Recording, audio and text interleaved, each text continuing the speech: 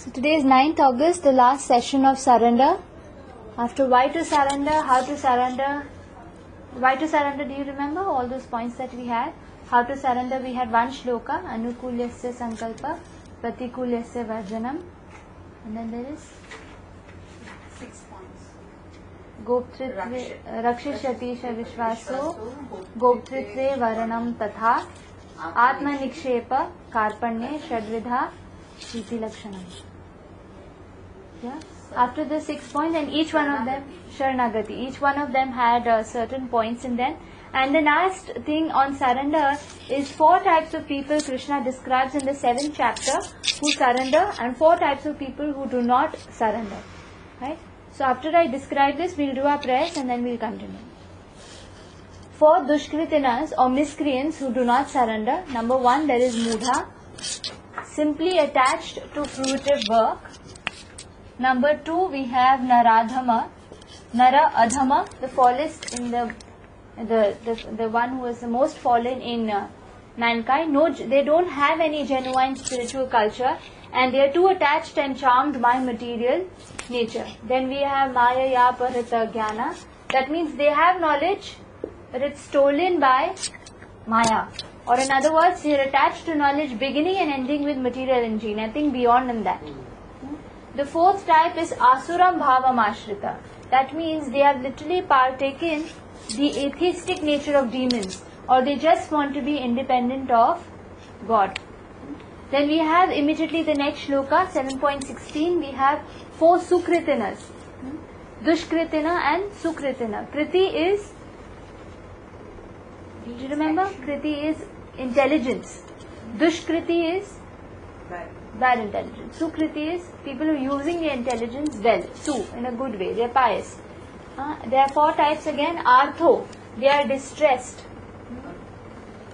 Number 2, Artharthi, they are desire of wealth. Artha means also money.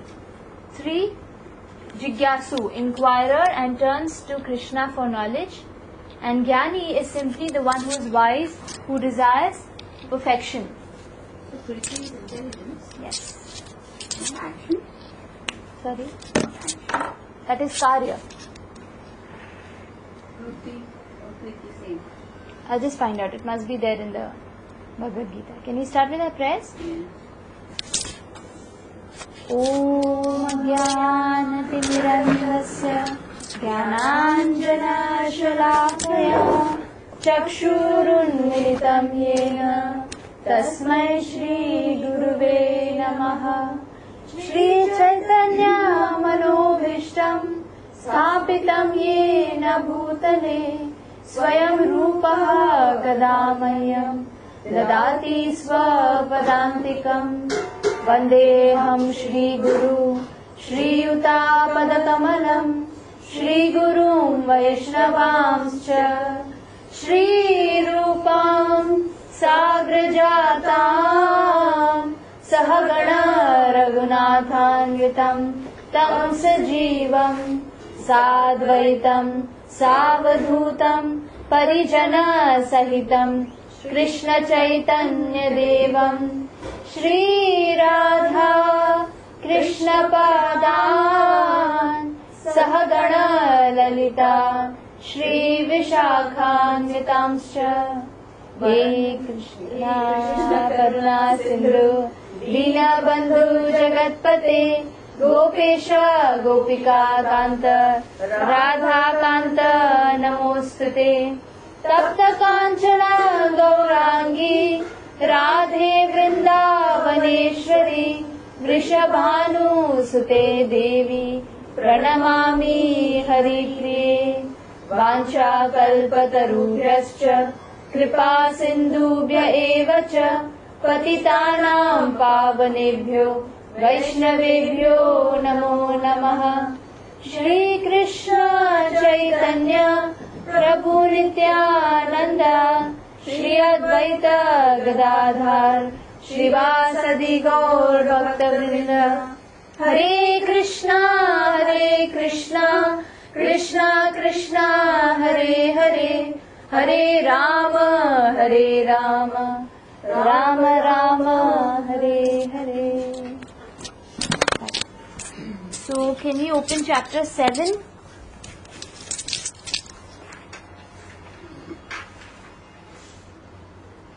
Verse number 15.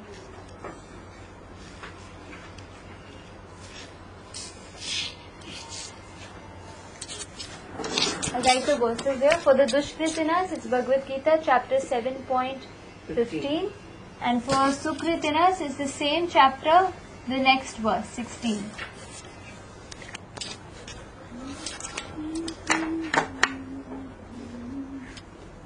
.15, are we there? Please repeat. Namam dushkritino mudhaha prapadyante naradhamaha mayaya pahrita jnana asuram bhavamashritah. Again, namam dushkritino mudhaha prapadyante naradhamaha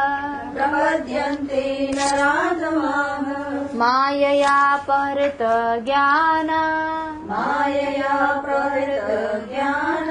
asuram bhavamashritah. Those miscreants who are grossly foolish, who are lowest amongst mankind, that's number 2. Number 3, whose knowledge is stolen by illusion.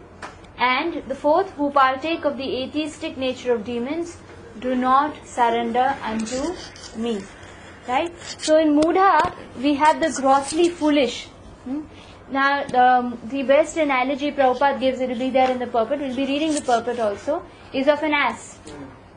Is of a donkey who just works and works and works. For what? For just little grass. A lot of times by the end of the day they're so tired that they can't even eat. And they simply braying, thinking that they are speaking nice poetry, but it just simply disturbs other people. And a lot of times he gets a stick from the master. For what? For working so hard. Day and night for the master. So they're not even working for a correct master. So here Mudha is generally people who are beasts of burden. They want to enjoy the fruits of labor themselves and not give not even a part of it to Krishna. They simply want to enjoy themselves, thinking that I am the doer and I am doing everything, so I want to enjoy everything that I do. They don't understand what is sacrifice. Another classic symptom of a Mudha is that he does not know for whom he should work. He has self-created duties, lot of them, absolutely no time management. Yeah? He has self-created duties and no time to hear of the immortality of living being. Means he is so much stuck in his bodily conception that he does not want to hear about himself being the immortal soul. And also, he actually enjoys very little of his fruits, even in the example of the donkey. Also, a lot of times he is sleepless, suffering with indigestion, and absorbed in work all the time. These are the classic symptoms of, a lot of times city life shows a lot of these donkeys, a lot of these asses, so engrossed in work, cannot think of anything else. Right? Then we have the second type of person is a Naradhama. Nara is human beings, mankind. Adhama is the most or the lowest, the most fallen or the lowest. Right? In that there are now even in amongst human beings, there are people who are socially and politically developed. Yeah. Now even amongst human beings you will see there are some tribals, there are some carnivores also. Right? So even amongst the human beings there are various grades.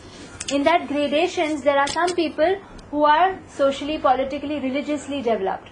There are some people, although they are very educated, but they are only politically and socially developed, and spiritually or religiously they are zero. Even amongst now in the entire in this 84 lakh species we have a lot of breakup, and that there are 4 lakh species of human beings. There are 9 lakh aquatics, there are 10 lakh birds, like that. We have that shloka in Padma Puran, Jalaja Nava Lakshani Sthavara Laksha Vimshati, Shudro, and like that. So 4 lakh are human beings, which include the demigods also. Yeah? So out of that, there are hardly any civilized beings. Even in the civilized beings, there are hardly anyone who has even a religious inclination. Means politically, socially, they'll be very sophisticated, but don't have any religious inclination. So what do you call them? Civilized form of human life is meant for man's reviving the lost consciousness of his eternal relation with the Supreme Truth, the personality of Godhead, Sri Krishna, who is all-powerful. Whoever loses this chance, even though being a human being, is called a Naradhama. So what is the difference between a Mudha and a Naradhama? Mudha is a human being, but he works like a donkey. Naradhama, he's politically, socially very sophisticated, but he doesn't have any religious inclination. So he's as good as condemned, like he's called lowest amongst mankind. He's just good as those carnivores and those tribals living in the forest, right? And then a classic example of a Mudha is a donkey. Who's an example of Naradhama? Scientists? They're yet to come. Politician, you say. You say politician, right? Politician? But politicians can. They can have some religious inclination. There is a classic example in Chaitanya Charitamrita of Jagai and Madhai. Yeah, Jagai and Madhai. They belong to a Brahmin family. So they used to drink and. It's actually Jagdanand and Madhvanand. Their original names by birth was that. But what happened to them? Due to wrong association, they took up such low style lifestyle. They were raping women, and they were actually plundering, good grihastha homes, and drinking. They were drunk whole day. Even when Nityanand Prabhu and Haridas Thakur came to him, they had an instruction from Chaitanya Mahaprabhu that whoever you see, you should preach to them. Kritare deke jare kahe Krishna Upadesh. He said, whoever you see, you should give them the Upadesh of Krishna consciousness. So then Nityanand Prabhu said that, they are the lowest in mankind, they are Naradhama. Even though born in such a good family, they are nowhere close to Brahmins, nowhere close to any religious, spiritual inclination. So they are the best. If they turn into devotees, everyone will be inspired to take up Krishna consciousness. So even when they approached, it is written in Chaitanya Charitamrita that this Jagai and Madhai, they could only see two white balls. Their vision was so blurred, they were so drunk, they were so intoxicated, they couldn't even see properly. Their eyes wouldn't even open with the hangover of their intoxication. So they wanted to hit Nityanand Prabhu because he was preaching to them. And finally, Nityanand Prabhu was successful in preaching to Madhai, and then Jagai also transformed. So they are the example of Naradhamas. Naradhamas can be delivered by a humble hearing process. If they become submissive, somehow, if they are able to hear, they can transform into good devotees. What about a Mudha? Zero case? Yeah, somehow by kripa of a devotee, he can also be transformed. Maya ya parita jnana is, Prabhupada calls them deluded spectators. Yes. Deluded spectators. Means they're watching everything but they can't understand.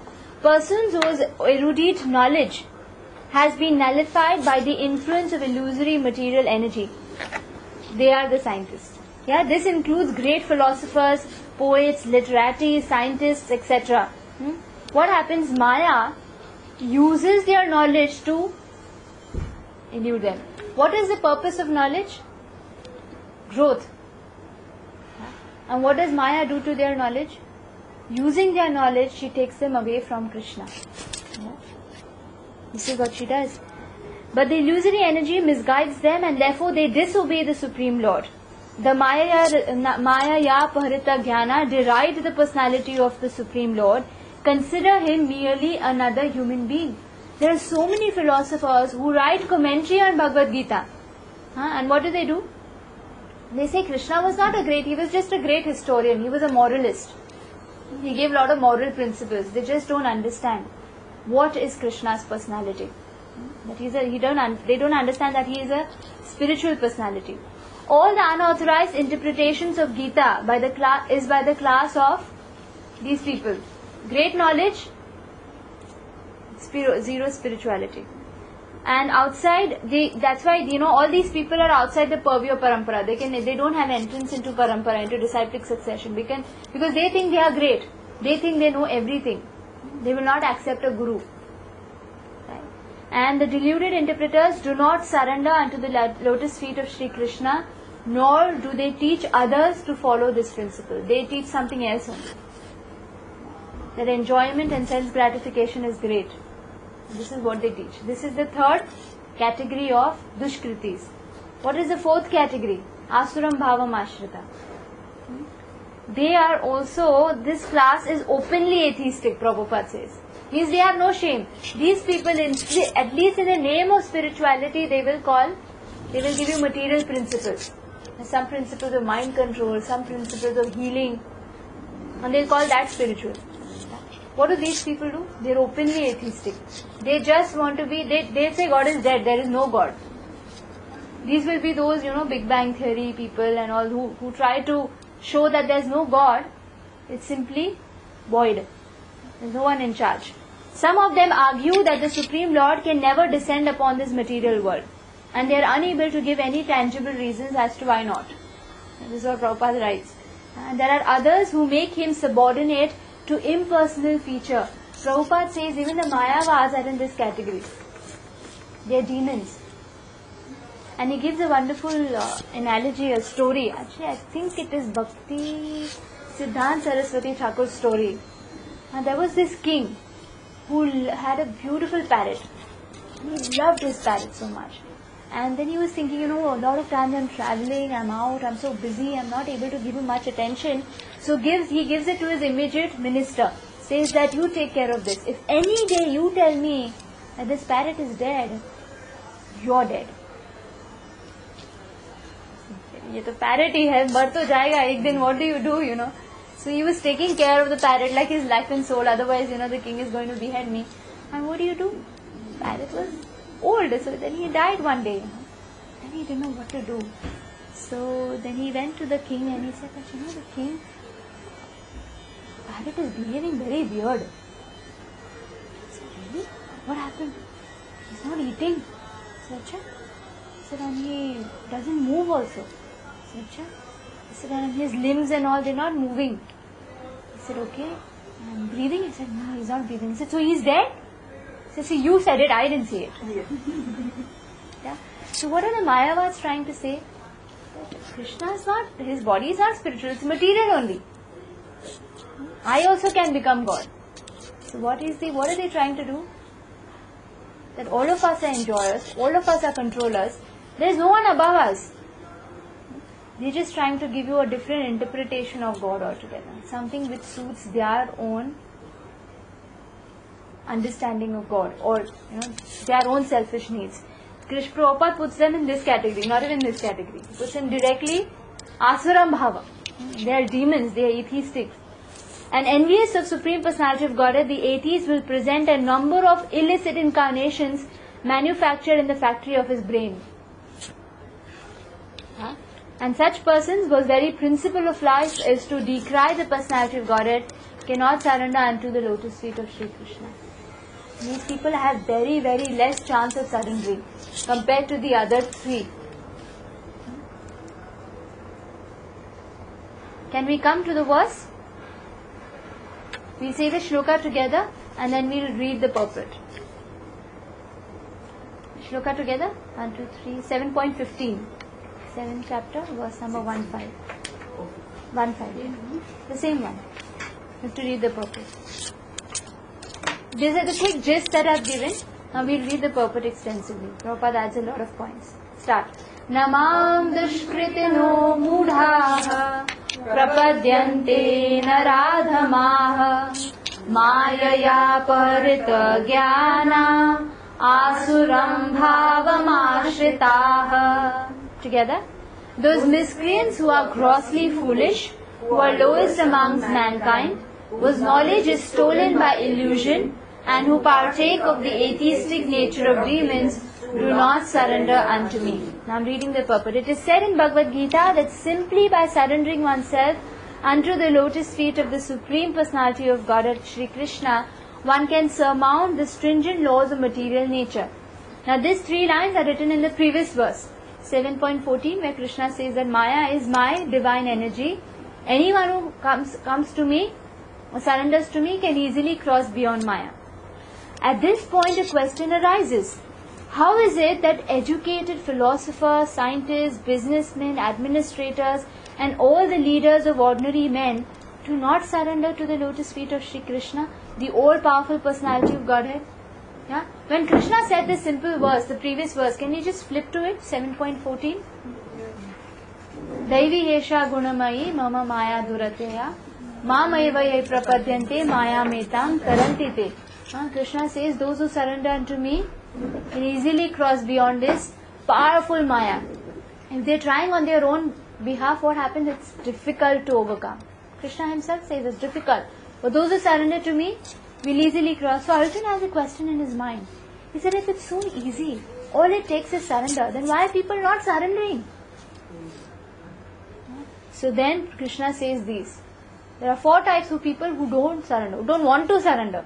And there are 4 types of people who easily surrender. Yeah? Now here we'll continue. Mukti or liberation from laws of material nature is sought by leaders of mankind in different ways and with great plans and perseverance for a great many years and births. For example, the scientists, even they're trying mukti in a way. They're finding newer and newer way of luxury living to get rid of birth, old age, disease and death, to get rid of these 3 types of miseries. Miseries of depression from our own mind and body, miseries of natural calamities, they're trying to find, and miseries from other living entities. They're trying to find. That's what the scientists are doing. They're trying to find solutions to these things. These are all weapons of Maya. But if that liberation is possible by simply surrendering unto the lotus feet of the Supreme Personality of Godhead, then why don't these intelligent and hard-working leaders adopt this simple method? This is the question in Arjuna's mind. Then the Gita answers this question very frankly.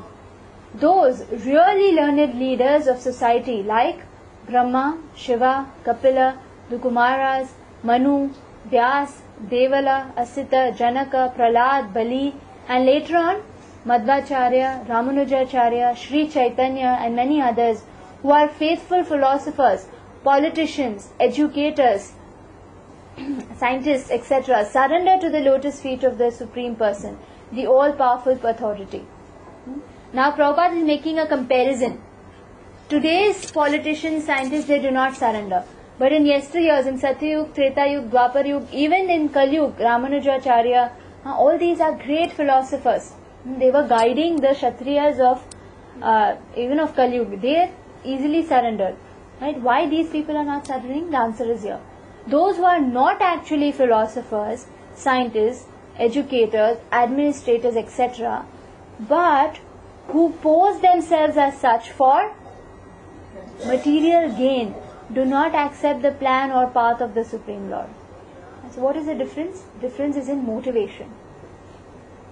The motivation of yesteryear's educators, scientists was actually nurture the people, actually do welfare for people. And they recognize that the best welfare for someone is to connect him to his millionaire father. But what if a person today has his own inferior motive of gaining something, of exploiting? Then will he do the best welfare? Try to understand the Supreme Lord or connect the others to them? They will not be able to do it. They have no idea of God. They simply manufacture their old worldly plans and consequently complicate the problems of material existence in their vain attempts to solve them. Because material energy, nature is so powerful, it can resist the unauthorized plans of the atheists and baffle the knowledge of planning commissions. These people think that they can do it, but what does Maya do? She baffles even those people. The atheistic plan makers are described herein by the word dushkritinaha or miscreants. Kriti means one who has performed meritorious work, means very intelligent work, not ordinary. Means they're not like beggars on the road, they're actually very intelligent. The atheistic plan maker is sometimes very intelligent and meritorious also, because any gigantic plan, good or bad, must take intelligence to execute. Like if they found out about these terrorists, what a game plan they've had, the type of bombs that they make. Right? Years and years of planning they've put in. In fact, a lot of the these terrorists are actually very intelligent hackers. They have great computer knowledge. What are they doing it for? The atheist brain is improperly utilized in opposing the plan of the Supreme Lord. The atheistic plan maker is called Dushkriti, which indicates that his intelligence and efforts are misdirected. Misdirected in these 4 ways: Mudha, Naradhama, Mayaya, Paratagyana and Asuram Bhav.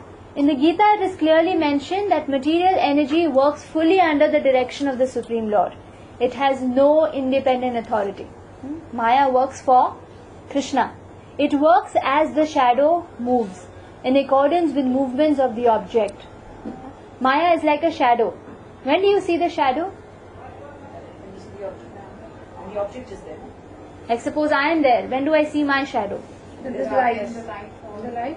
When I turn away from light, I will see my shadow. When I look away from Krishna, turn my face away from Krishna, I will see darkness. Is it my fault or is it Krishna's fault? It's my fault. It's my fault. When I look away from the sun, I will see darkness. I will see my shadow. And so Maya is compared like shadow.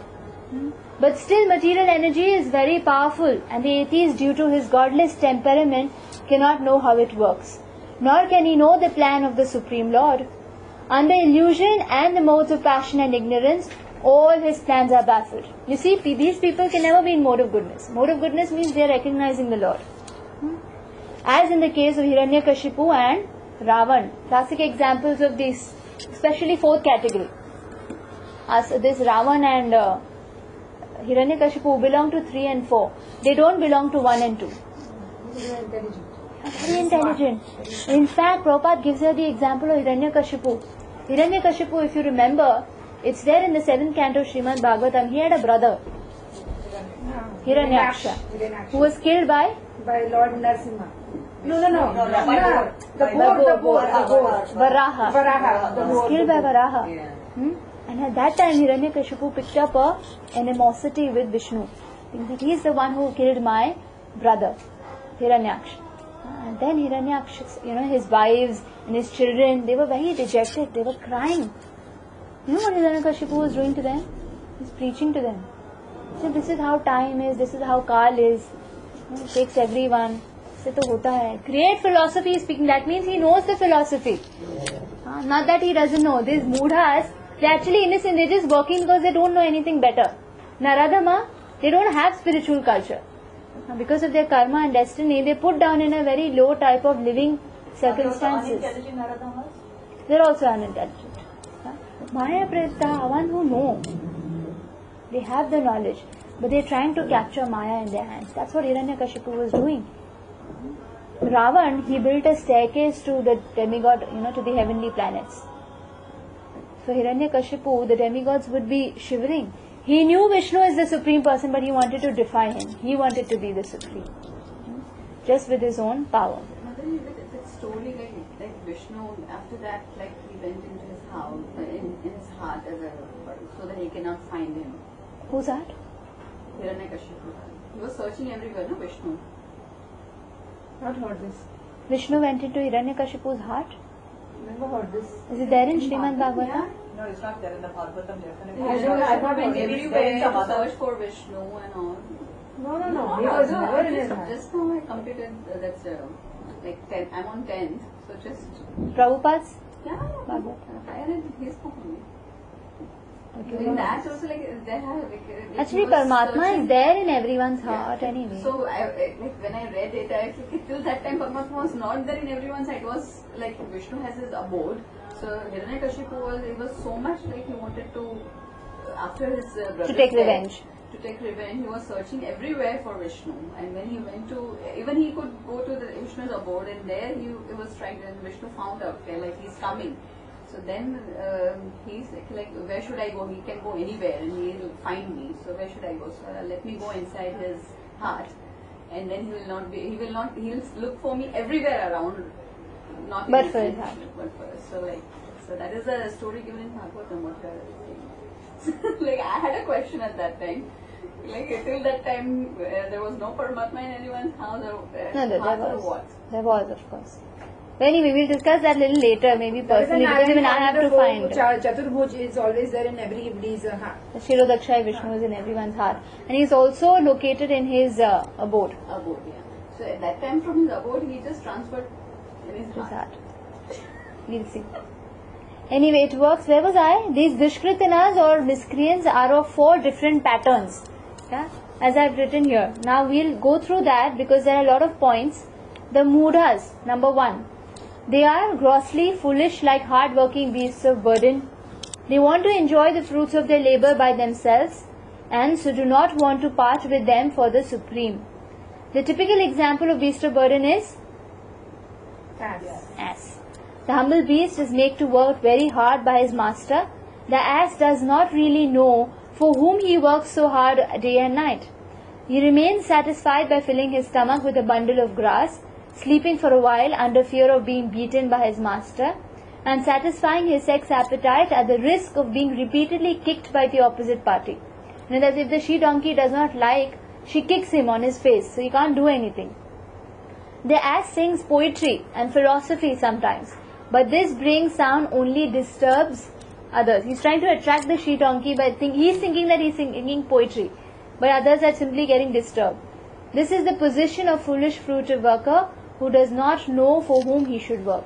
He does not know that karma is meant for yajna, for sacrifice. Most often, those who work very hard day and night to clear the burden of self-created duties say that they have no time to hear of the immortality of the living being. Like if you tell them, can you come for one journey of self-discovery course? They say we don't have time. Yeah? Not even 2 hours per week. To such mudhas, material gains which are destructible are life's all in all. Despite the fact that the mudhas enjoy only a very small fraction of the fruit of labor. Sometimes they spend sleepless nights and days for fruitive gain, and although they may have ulcers or indigestion, they are satisfied with practically no food. Literally people are working very hard, especially if you see the IT sector. They come back so late.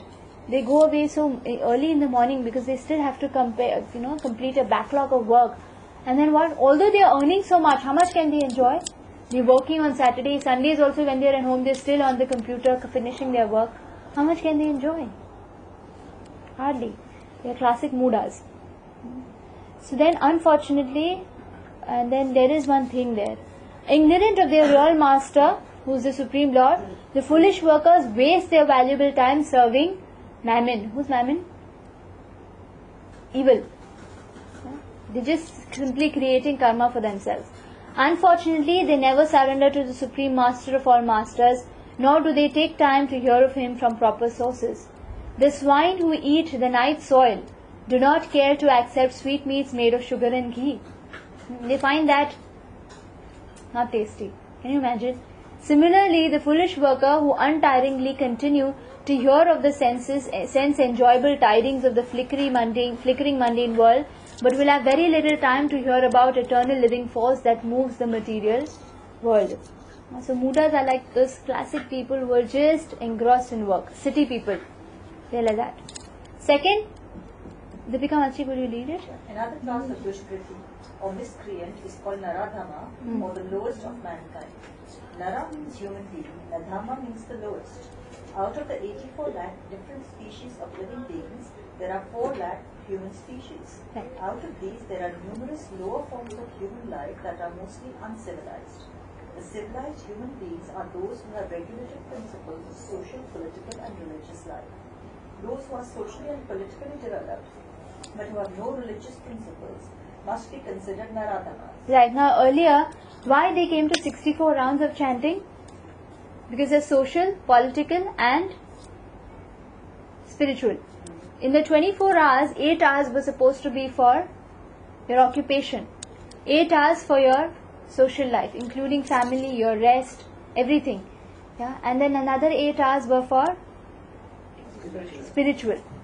Right? So then in this way, this is tending to all 3 requirements. Requirements of the soul, requirements of the body, and then other things also. 64 rounds. 64 rounds. It takes 8 hours. Ekadashi is still 42. takes time. It takes It's- full day. You have to be devoted from morning to night. That's why earlier people had that culture. And now what has happened? They've fallen back on the spiritual culture, and it's only social and political. That's why people are frustrated. Read ahead. Those who are socially and politically developed but have no religious principles must be considered Naradhamas.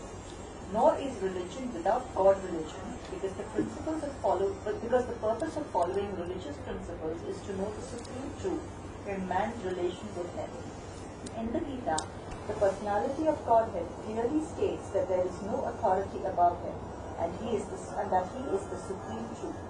The civilized form of human life is meant for man's reviving the lost consciousness of his eternal relation with the supreme truth, the personality of Godhead, Sri Krishna, who is all-powerful.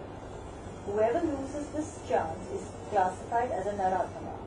We get information from revealed scriptures that when a baby is in the mother's womb, an extremely uncomfortable position, he prays to God for deliverance and promises to worship Him alone as soon as he gets out. Yeah, this is revealed in the second canto of Srimad Bhagavatam, that a child turns into this position in the womb.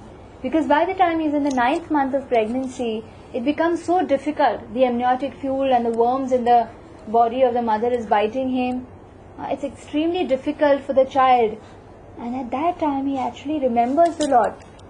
This is even there in the bhajan by Bhakti Vinod Thakur, that every person goes through this experience. Everyone prays and promises the Lord that as soon as I get out, I'll make sure I'm never in this womb again. Yeah? And in that bhajan, Bhakti Vinod Thakur writes that as soon as the child is out, what happens? He forgets. He sees everyone pampering him. So much attention is given.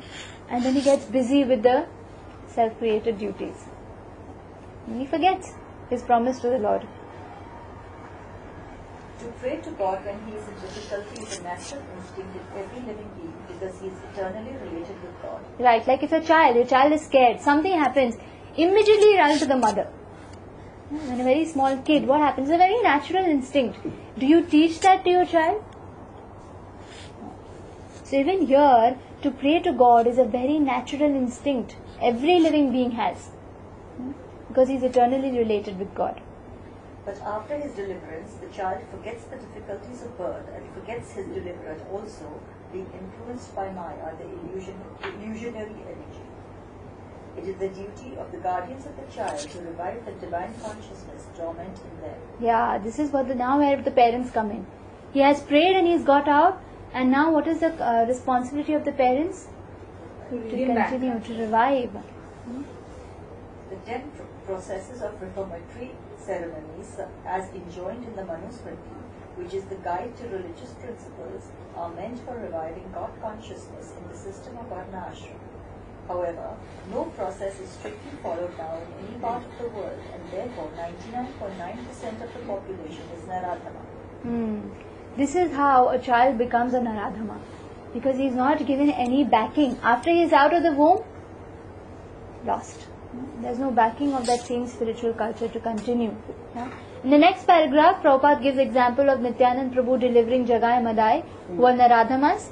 Yeah? After that, the next paragraph, Chaitanya Mahaprabhu, in propagating Bhagavad Dharma or activities of the devotees, has recommended that people submissively hear. Yeah? Why? Because these Naradhamas can be, they're fully neglecting what human birth, the purpose of human birth. And they can be delivered if they simply hear. Submissive hearing process. It will deliver these Naradhamas. Right. 3. Madhu Mataji, will read the third one. The next class The of class. Vishkritiha is called Mayaya Parita Jnana. Or those persons whose erudite knowledge has been nullified by the influence of illusory material energy. They are mostly very learned fellows, great philosophers, poets, literati, scientists, etc. But the illusory energy misguides them, and therefore they disobey the Supreme Lord. There is a great number of Maya Paharta Jnana at the present moment, even among the scholars of the Bhagavad Gita. In the Gita, in plain and simple language, it is stated that Sri Krishna is the Supreme Personality of Godhead. There is none equal to or greater than him. He is mentioned as the father of Brahma, the original father of all human beings. In fact, Shri Krishna is said to be not only the father of Brahma but also the father of all species of life. He is the root of the impersonal Brahman and Paramatma. The super soul in every entity is his plenary portion. Right, like there's so many shlokas we say this. You know, this species, every species, what is that? Aham bija prada pita.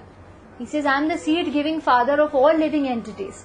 And then he says, sarvasya cham ridhi sannivishto, that I am situated in everyone's heart.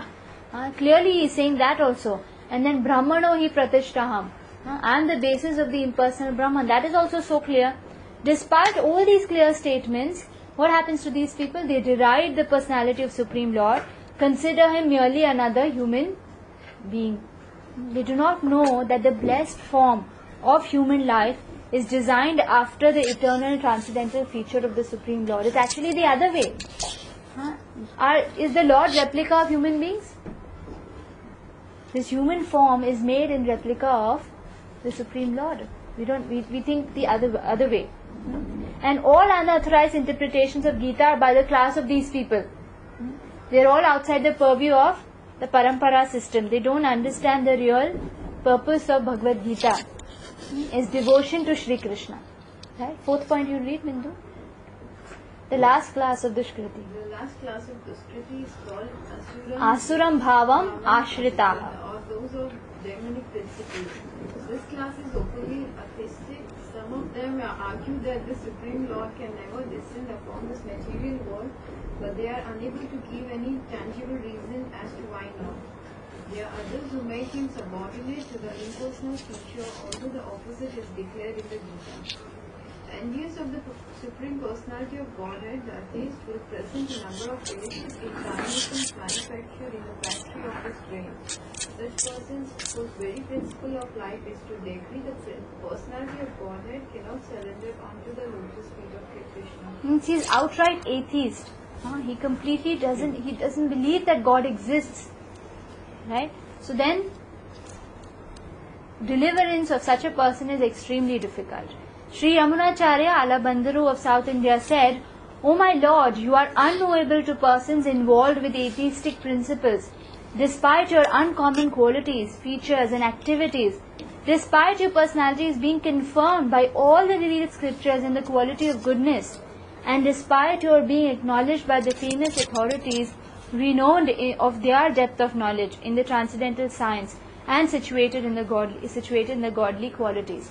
Like there are so many saintly people, Narad Muni, Asita, Devala, Vyas, Bhrigu Muni, everyone accepted Shri Krishna to be the Supreme Personality of Godhead. But those who are asurs cannot accept. All the revealed scriptures call Krishna to be the Supreme Personality of Godhead. Even Lord Brahma says Ishvara Parama Krishna, but still they will not accept. Even though Krishna himself had such extraordinary pastimes, the way he picked up the golden mountain, even being, a few days old child, he killed a Rakshasi like Putana, he killed Aghasur, he killed Bakasur, he subdued Indra. Even after so many pastimes, still people call him an ordinary living being.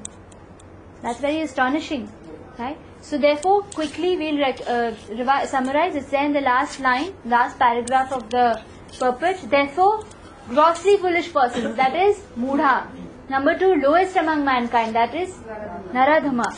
Third, deluded spectators, they are Maya Parita Jnana. Number 4, the professed atheists, that is Asram Bhava Ashrita. As above mentioned, never surrender unto lotus feet of personality of Godhead in spite of all scriptural and authoritative advice. Right? Now can we go to the next verse? This is very small. Krishna says it very simply. Those who don't surrender, those who surrender.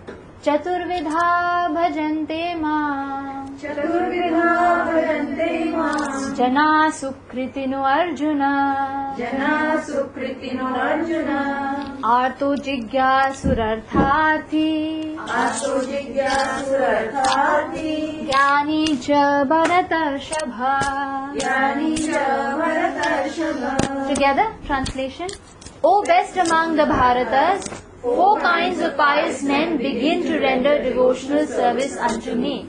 The distressed, the desirer of wealth, the inquisitive, and he who is searching for knowledge of the Absolute. Right, so there are 4 people here. One is distressed, means he's having a major calamity in his life, and he runs to Krishna. Example of a small child who runs to his parent, who recognizes. Now, is everyone who's distressed run to Krishna or run to the Supreme Lord? Then They might try everybody some would have drugs. gone to. There's some people who commit suicide. Some people who just cannot take it. That's why Krishna says these people are pious. They have some piety in their background which allows them to approach the right person for their deliverance. Because everyone doesn't come to Krishna. Some people take up to alcohol. They go into bad company when they're distressed. Right?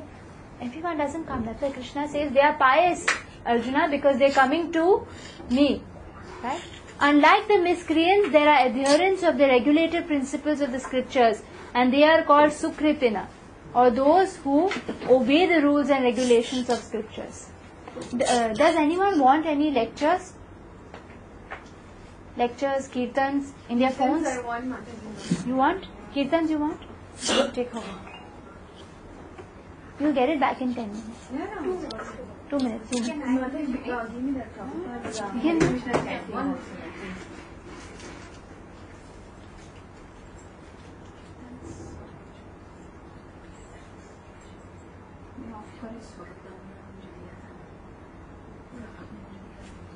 You want me? Put it on now. No, we don't need internet. She has a cord. She'll transfer it through it. You have an iPhone? Sushila Mataji is there? Yeah.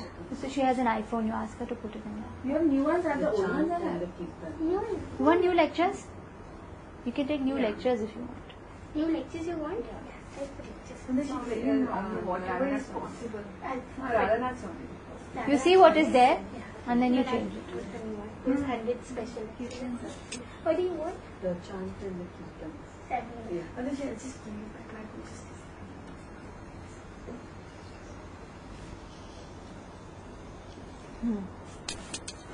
So these Sukritanas, they're a class apart from miscreants. You can easily spot them. Why? Because they're following rules and regulations of scriptures, the moral and social laws, and more or less they're devoted to the Supreme Lord.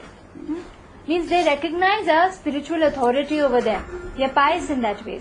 Out of these, there are 4 classes of men.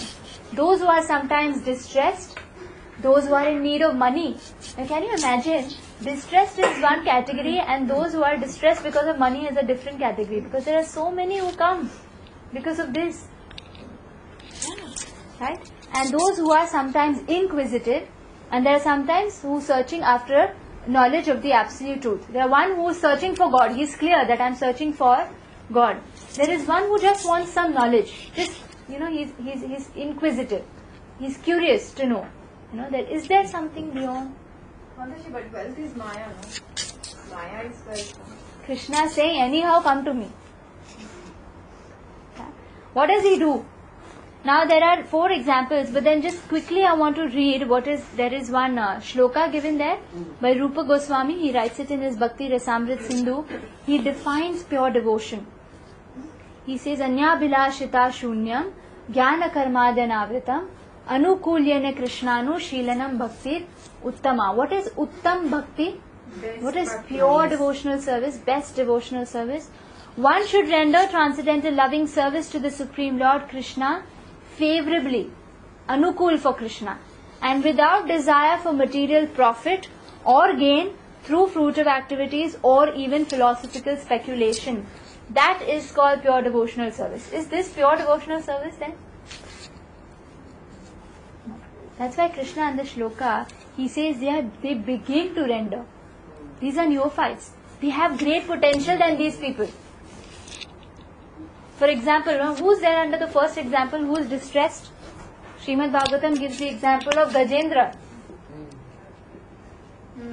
Gajendra Moksha. Classic example. What happens is Gajendra is an elephant.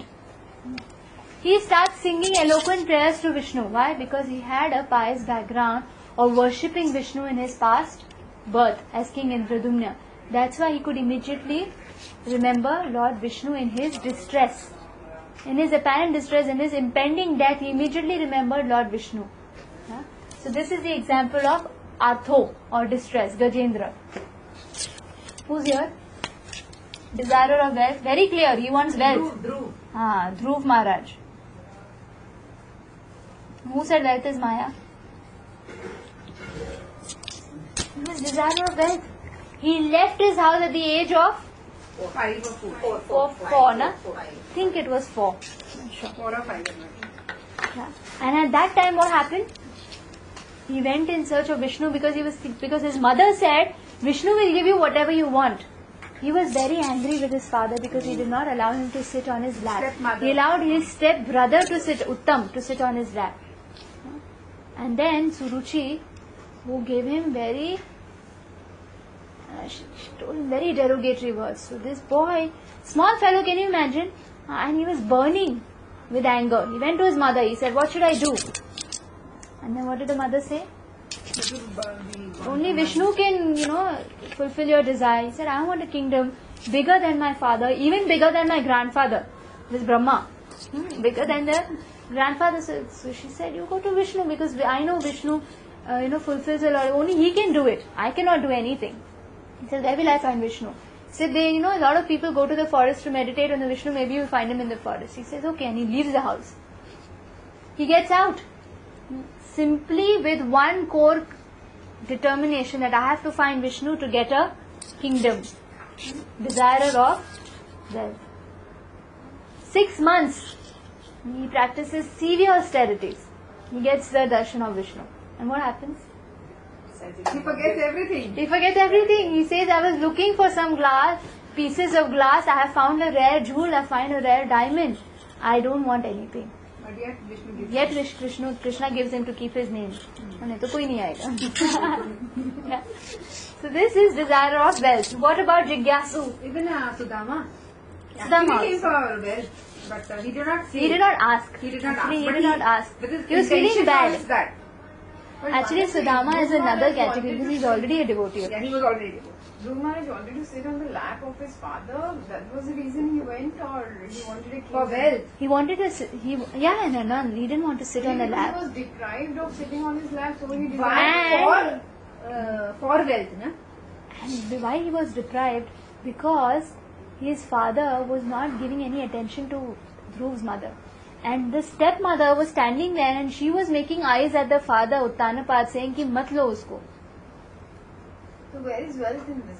So He says that he went asking for a bigger kingdom, showing that I can be even greater than Uttam.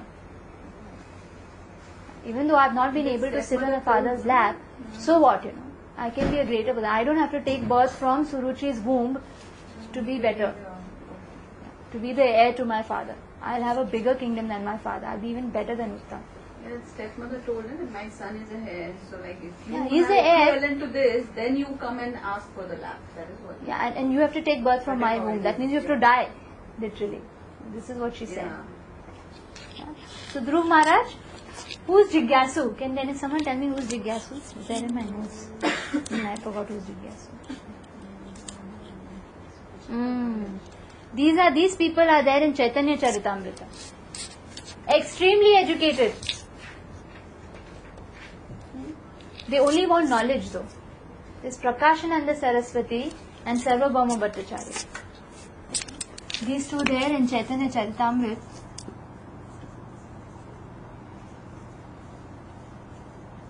Anybody else in the Bhagavata? Mm. Common names? Actually, I was making notes yesterday only, so I could think of this personality. Just yesterday, making notes, so I couldn't think of personalities in Srimad Bhagavatam. In this, I had.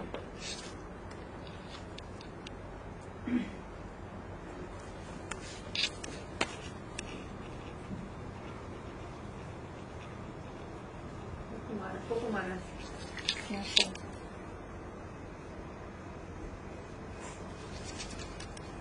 Oh. Sarvabhauma Bhattacharya. Now, Chaitanya Mahaprabhu, when he was visiting the Jagannath Puri temple, the first time when he took the darshan of Jagannath Ji, he fainted.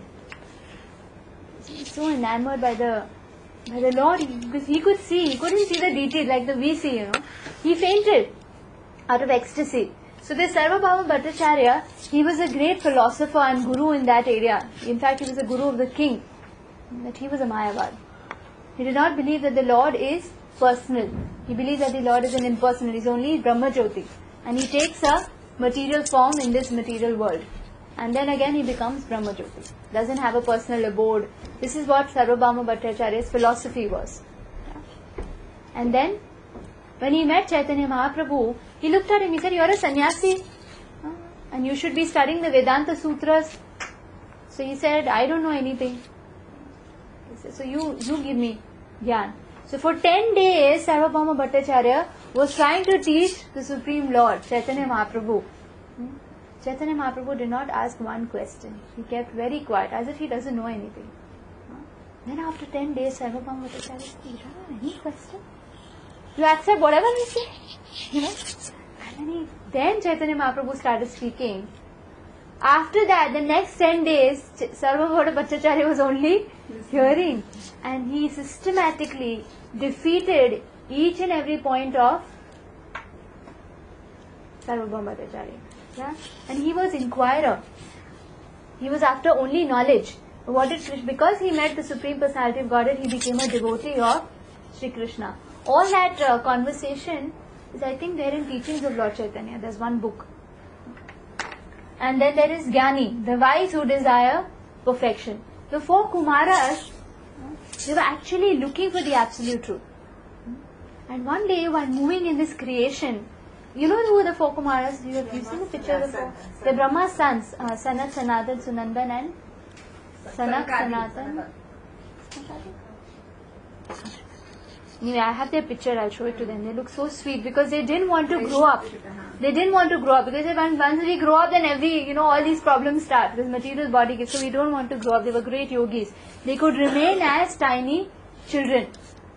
So they were covered by the 4 directions, means they didn't wear any clothes. So they were small children moving around the entire creation. One day when they were moving, they got this beautiful fragrance. And the fragrance was actually of tulsi placed on the lotus feet of Vishnu. They actually were passing close to where does Shirodakshaya Vishnu stay? Shvetadvi. They were passing Shvetadvi. And then they were thinking, how can something of this material world attract us? Because we are renunciants, we don't get attracted. And this cannot be anything material. It's fragrance. And they followed the fragrance. They reached Jai, who were the doorkeepers of Shvetadvi. And they did not allow them. That's a whole story, how they cursed them. And then inside, when they saw the beauty of the Lord, they immediately convinced that this is the Supreme Personality of Godhead. Right? So these are Jnanis. They're looking for perfection. They're looking for the absolute truth. They're the 4 Kumaras.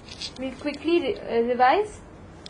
The 4 miscreants are Mudha, Naradhama, Maya Parita Jnana and Asuram Bhavam Ashrita. Those who are simply attached to work, these people don't have any spiritual culture. And then Maya Parita, they are great philosophers and everything, but they don't want to surrender to the Lord. Their only purview is the material energy. Or the material energy literally steals away their great degrees. And Asuram Bhav, they are self-professed atheists. 4 types of people who surrender to Krishna. Those who are distressed, those who are desire of wealth, those who are just inquisitive, and those who are actually looking for the absolute truth. Krishna in the next shloka says that out of these all 4 people, they are sons because they are coming to me. They are pious. They are not going anywhere else, but they are coming to me. This person, they could have gone for some lottery ticket. He could have been plundering somewhere else. Could have done so many wrong things, but he is coming to Krishna, so he is pious. This person is also pious, and this person is also pious. Out of these 4, in the next shloka it is written, Krishna says, this Jnani is the most dear to me, because he immediately comes to me. Krishna in his heart immediately guides him to the absolute truth. Right? So we stop here. And how can the miscreants be delivered then? When they come to here? All these categories, these 4 and these 4 can become pure devotees, or that Anyabhilashata Shunyam. All the acharyas say, or even the summary of all the surrender sessions that we've had, is that if you simply meet a pure devotee, all these 8 categories can become pure devotees. That's a shortcut which is available, right? Either you get a guru or you meet a pure devotee. Then your devotional service or your ticket back to Godhead becomes very easy or free. I just book for Premnidhi Prabhu. It's already 12:30, no? Can you believe it? I wrote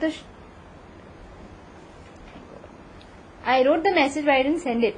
Okay. What I send it? You see, this Maya Prata Jnana, they're nice, big, rich people, everything. So they've done something good in the past, so they become this. So you can forget. Supposing they say you continue from where you leave. Pious doesn't mean you're born in a rich family. Huh? That's another type of. Means if you're born in a rich and cultured family. Rich family doesn't mean they're cultured. Rich could be you are born in, maybe US or somewhere where they have absolutely no culture But at they've all. done something good, so they are rich. Huh? See, they must have given some material kind of charity. But those people who have actually done devotional service are born in cultured families. Like there's one question of Arjuna's, which look at the Shruti and Srimad family he talks about, where Krishna says that people who are born in cultured families, especially people who are born in India, that means they have some background of piety. Piety according to the rules and regulations of Vedas. There are other charities that we can do, and then you can get a better family to be born in. There's so many families who are rich, and then they lose everything also. Yeah. It's only because they've done something, charity or something like Charity or something. And people who have given charity according to Vedic principles, those who've been following Vedic principles. Like, you see a lot of Brahmins who are just worshipping. They don't really understand the devotion part of it, but they're born in such a family or they've come in such a line, so they're just worshipping some deity. Ritual way. That also counts, because some way they're following some Vedic rituals. So they are elevated to the next. They're born in India, or they're born in a good family which is already, Krishna conscious.